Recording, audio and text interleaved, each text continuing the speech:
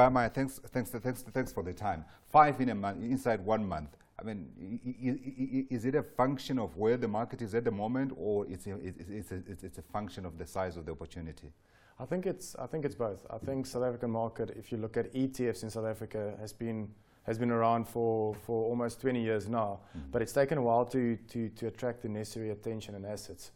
And I think international or global diversification has become more prevalent in most portfolio constructions, and even on the retail side, people have become quite aware of the benefits of adding foreign. So 5 in 1 month, yes, it's quite a lot, but I think what it does is it offers the South African investor the opportunity to construct a fully global multi-asset portfolio using the building blocks. Or if they've got a preference, like we listed a S&P Infotech, which is the information technology, and Byron mentioned earlier, it's got Facebook, Amazon, Google, it's got all the tech companies. If you've got a preference, you can access that through something like the S&P Infotech. Yeah, so 3 last week, 2 the week before last, suggesting that those 2 that you listed the week before last must have been doing exceptionally well, or they were doing well, that you decided to go ahead with these other 3 as well.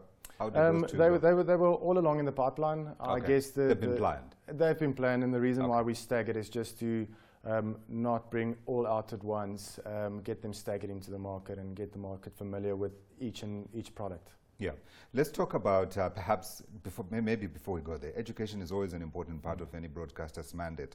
Let's talk about what these indices are bringing in to the ordinary investor and to the sophisticated investor as well. Yes, I think especially these international products, what it offers is offers South African investors access to global markets in Rand.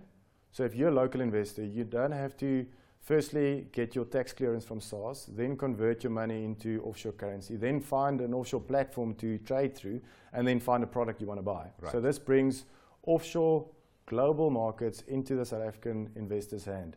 Secondly, it's listed on the exchange, so there's no minimum. The minimum is a single share in these. So it's quite accessible to a broad range of investors, from a startup investor to the most sophisticated investor. Absolutely, and of course, in addition to that is the issue of cost. Yes, and I think that's the one, obviously, the overarching benefit of passive that people normally drum on. It's quite an efficient way of gaining access.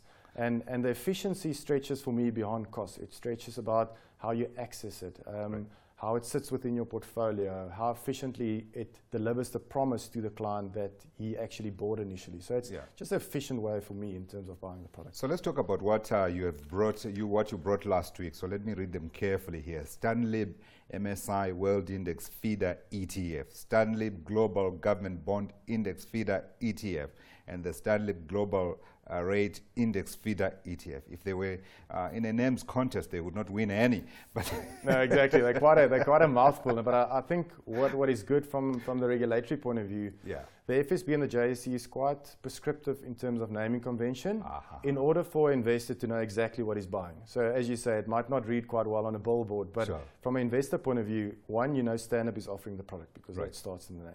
Secondly, you know the index that you're buying. That's for instance, let's use the first one. It's MSCI World. MSCI World is globally the benchmark for global equity performance. And then secondly, the third part is the feeder fund structure. And if you construct a fund, you can either go and buy the physical shares yourself. So we can go and try and buy the 1,600 biggest shares in the world, which on my behalf as an investor in the fund itself. And that's quite an intensive process, going around the globe and buying the full basket of shares. Or what we did is we used the feeder fund structure, which is quite an effective way of bringing the product to South Africa. So we've gone offshore and bought a single instrument that offers you that exposure. So we are satisfying the client objective, which is to get exposure to the global equity market through a single investment. And what it does, it gives us scale on day one. So we go and tap into an offshore fund that's already got scale in it, and we get the benefit, and we pass the benefit through cost on to South African investors. So back to your original, it's a mouthful, but I think it's quite good from a client perspective. You know, STANLIB is offering it, you know what your index you're buying, and you know the structure that you're buying. And who are you targeting? The marketing department normally doesn't like if I say it, but I think we target everybody, because I think it can be the man in the street that's going direct to market because it's broad-based index. I think the advisor has got a pivotal role to play here in terms of constructing a portfolio or solution for his client.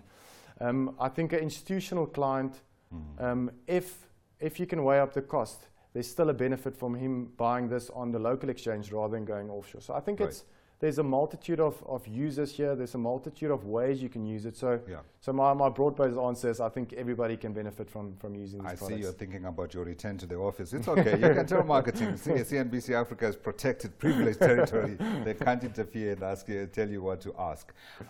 In terms of the type of investor that we're talking about here, are you also targeting the ordinary man? The ordinary man doesn't really need this, does he?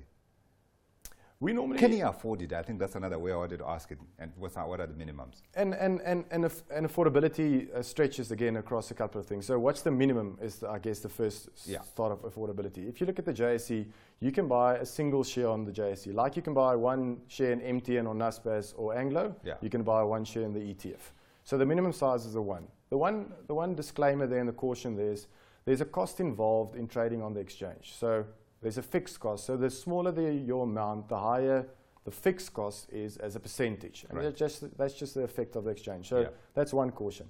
The other one is from a fee perspective. If you look at the S&P 500 fund we listed, our targeted TR on that fund is 27 basis points.